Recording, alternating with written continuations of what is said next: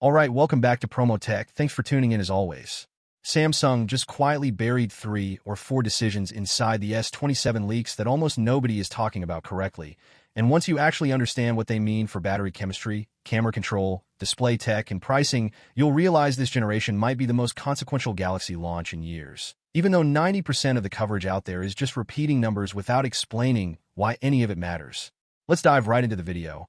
Because the deeper you dig into these leaks, the more obvious it becomes that Samsung isn't just bumping specs this year, they're quietly rewriting the rulebook for what a flagship phone is supposed to do. The first thing everyone's fixating on is the battery jump. And yes, 5,700 mAh on the Ultra and 5,200 mAh on the Pro sounds impressive on paper. But here's what almost every other channel is missing. Samsung didn't just add capacity, they switched the entire chemistry to silicon carbon, and that's a far bigger deal than a bigger number suggests. Silicon carbon batteries let you pack more energy density into the same physical space, which means Samsung could have played it completely safe and kept the phone the exact same thickness as before while still calling it a win. Instead, leaks suggest the Ultra is actually getting thinner and lighter, while carrying more battery capacity than any Galaxy before it. Compare that to Apple, who's rumored to push the iPhone 17 Pro Max to a similar 5,700 mAh capacity, except Apple is reportedly doing it the old brute force way, by making the phone thicker and heavier, almost 2 millimeters thicker and roughly 25 grams heavier according to current estimates. That's not a small gap. That's the difference between a phone that disappears in your pocket and one you feel every single time you pick it up off the table. Samsung engineered around a problem Apple is still muscling through with sheer size, and that alone tells you everything about where these two companies are placing their long-term bets for the next several years of flagship design. Second thing almost nobody is unpacking properly is what Samsung is actually doing with the Pro model. And this one is a genuinely big deal for anyone who's felt burned by Samsung's tiering strategy in the past. Normally the Pro is the phone Samsung wants you to feel slightly bad about buying, stripped down just enough to nudge you towards spending more on the Ultra instead. Not this time. The S27 Pro is shaping up to be a legitimate flagship in its own right, not a watered-down teaser sitting in the shadow of its bigger sibling. It's getting the new privacy display technology, a genuinely serious battery upgrade despite the smaller 6.47-inch body compared to the Ultra's 6.9-inch panel, and camera hardware that isn't being deliberately crippled just to protect the Ultra's ego. The only thing missing is the built-in S Pen, and honestly, for a huge chunk of buyers, that was never the deciding factor in the first place. Here's the part that matters long-term, though. If the Z Fold 8 pattern holds, and it's reportedly outselling the Fold 8 Ultra right now as we speak, that tells Samsung something important about buyer psychology. People increasingly want the smaller, smarter flagship more than they want the biggest possible one. If the Pro takes off the same way this cycle, expect Samsung to start treating it as a genuine co-flagship rather than the budget-friendly sibling going forward, and that single shift changes how you should be thinking about which phone to actually save up for next year, not just this one. Third, and this is the one that barely got a real headline anywhere despite being arguably the most interesting leak of the bunch, Samsung might be bringing back variable aperture, and not the basic version either. Back on the Galaxy S9, variable aperture just flipped between two fixed settings, which honestly felt more like a marketing gimmick than an actual creative tool anyone used regularly. What's rumored for the S27 Ultra is a continuously variable aperture, the same kind of fine, stepless control you'd normally only get on an actual mirrorless camera body. That's not a spec bump. That's Samsung basically admitting that megapixels alone don't win the camera war anymore.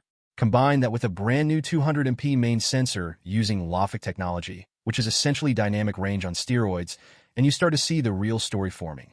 Samsung is quietly shifting the entire fight from raw resolution numbers to actual photographic control, handing you the same tools a professional photographer would want, just wrapped inside a phone body. The trade-off, and this is the part people are going to be upset about once it's official, is that the 3x telephoto is reportedly getting cut entirely, so you're gaining precision and control while losing a focal length a lot of you relied on for everyday shots. That's exactly the kind of quiet sacrifice that never makes it into a flashy headline, but absolutely changes how you shoot day to day. There's also the display situation, which is getting less attention than it deserves. Both the Pro and Ultra are expected to push brighter panels, and honestly that's pretty much confirmed at this point, especially now that the Z Fold 8 is already hitting 3,000 nits in real-world use. Whether Samsung sticks with 3,000 nits on the S27 lineup or pushes past it is still up in the air, but the panel generation itself is expected to remain the same M14 OLED used on the S26 Ultra, which tells you Samsung is squeezing more performance out of an existing platform rather than reinventing it from scratch. That's a smart move if you're Samsung, because it means fewer surprises in production, but it also means the real story this generation isn't the screen, it's everything happening around it. Now here's the one that's going to actually hit your wallet, and it's the one Samsung would really rather you not think about too hard.